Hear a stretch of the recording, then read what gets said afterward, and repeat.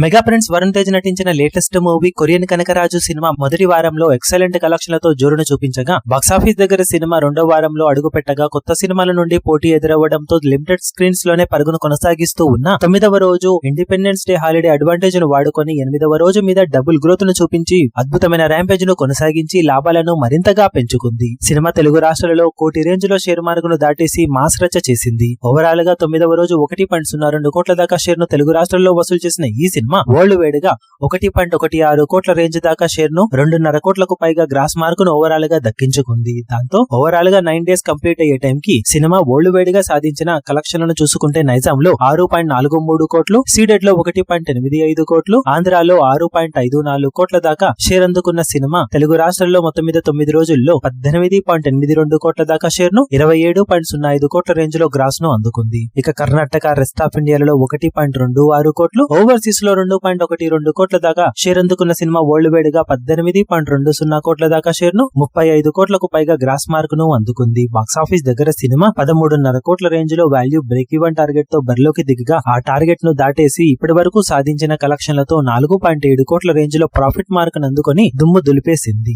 ఇక సినిమా ఈ రోజు 10వ రోజు అవ్వడం, సండే అడ్వాంటేజ్ ఉండటంతో మరోసారి జోరును కొనసాగించే అవకాశం ఎంతైనా ఉంది. లాంగ్ రన్ లో ఈజీగా 20 కోట్ల క్లబ్ లో సినిమా చేరే ఛాన్సెస్ ఉన్నాయని చెప్పాలి. ఇప్పుడు ఈ వీడియో మీకు నచ్చినట్లయితే లైక్ చేయండి, షేర్ చేయండి, ఛానల్ ను సబ్స్క్రైబ్ చేయడం మాత్రం మరవకండి. ఏ చిన్న అప్డేట్ ను మిస్ అవ్వకూడదు అనుకుంటే బెల్ ఐకాన్ ను ప్రెస్ చేయండి.